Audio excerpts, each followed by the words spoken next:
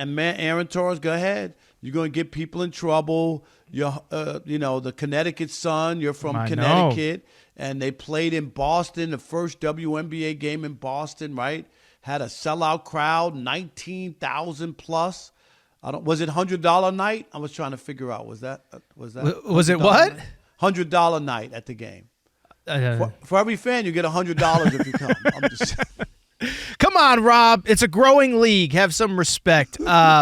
So this is what happened. So, yes, the Connecticut Sun played in Boston on Tuesday, okay? And so basically, obviously, the Connecticut Sun are based out of Connecticut. This was the first time that they have played in Boston's TD Garden. That's obviously where the Celtics play.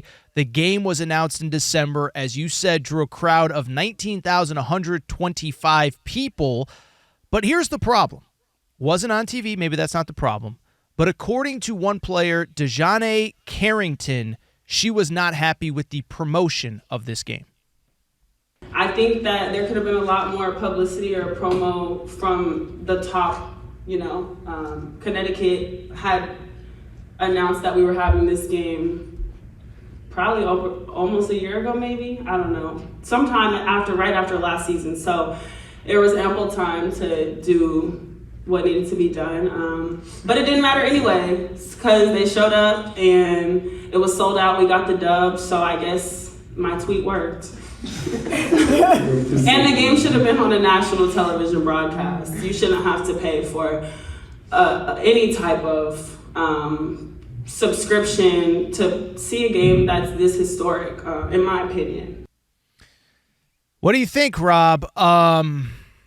First, I want to say this. I'm so old, okay, that I used to cover, when I covered the New Jersey Nets, I don't know if you even know this, Aaron, the Celtics used to play 4 games a year in Hartford. Of course. Yes, at the old Hartford Civic Center, which was in the mall in downtown Hartford. But people would never believe that the Celtics would give up 4 home games at the Boston Garden to play in Hartford, Connecticut. That's how long ago I was covering the NBA. This is in the 80s. You'd have to ask my mom about this, but I was a big – I kind of came as a fan. I hate to, age you here, but early 90s, and I forget if it was Shaq in his rookie year or Alonzo Mourning and Larry Johnson, that's those Charlotte Hornets teams. One of the two, if not both, came to Hartford to play the Celtics, and I vividly remember going to one game. I really like the Hornets, but I seem to remember the Shaq and the Magic. So, yes, I'm very familiar. And by the way, fun fact, the Hartford Civic Center, now called the Excel Center, going through a major renovation right now. It's still home of the UConn Huskies. So the place is still open. It probably should have been knocked down 25 years ago, but that's neither here nor there. So yeah, I don't know what her belly aching is about. They sold out the game. It wasn't like they had the game in Boston. Nobody knew it was going to be played, and 4,000 people showed up. Then I could see like the criticism of it sold out. What? Well, and why would it be a national game? I mean, I just because it was in Boston, it was historic because it was in Boston. Is that what she's saying? What was the historic part of it? Well, no, and that, I guess, because it was the first game ever in Boston. Okay, cool. Like if the, it's like the like you said, the different teams play in different places. The Lakers play, in Vegas a couple times a year. Like, doesn't mean that it has to be a nationally televised game. This also, by the way, is the young lady who, had a couple hard fouls on Caitlin Clark when she came to town, when she played the Connecticut Sun a few weeks ago. She's had some very interesting tweets about the state of Caitlin Clark. She was one that she gave a pretty hard foul to Caitlin Clark. So this is a young lady that it feels to me. Listen, she was the one also that mocked Caitlin Clark with the whole, the fake head knock, the head pullback or whatever. And, I think, two things can be true, right? Is we can appreciate the growth of the sport. Does feel like an awful lot of belly aching, though, and this goes back to the beginning of the season, all the Caitlin Clark stuff, but this young lady, it feels like every single time something comes up, she's complaining a lot. And I hate to say it, Rob, it's all the stuff that a lot of people have talked about, is that There's more exposure than there's ever been already. There's only so many national TV games. And it's like, I'm just tired of everybody in the WNBA thinking they are owed everything, when in reality, if I'm going to be honest, and maybe you disagree, I don't think anybody really cared about WNBA until Caitlin Clark and Angel Reese showed up. I'm with you. It still doesn't move me.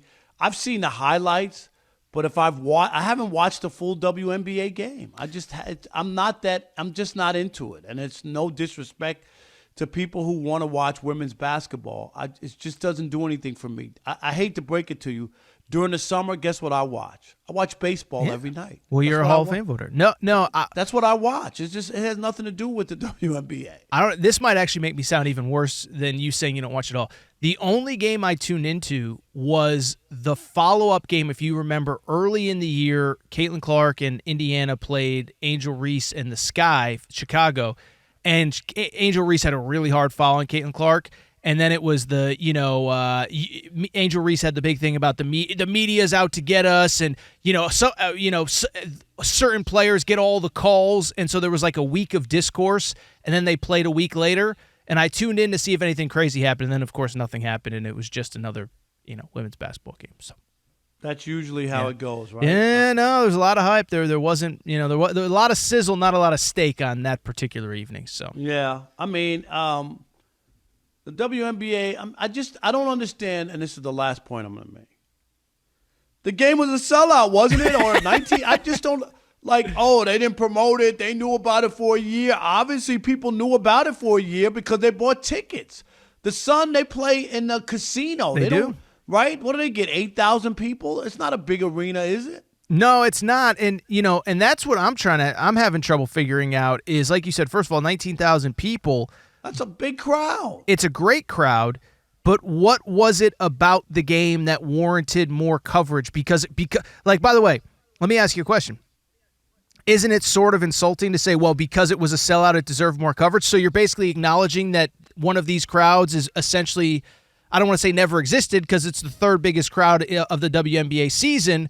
But if it warranted more coverage, it kind of makes you feel like, well, if it's already sold out, then we're going to make a big deal out of something that, maybe we should just be expecting rather than celebrating. You know what I mean? 100%. I don't get the criticism here. All right.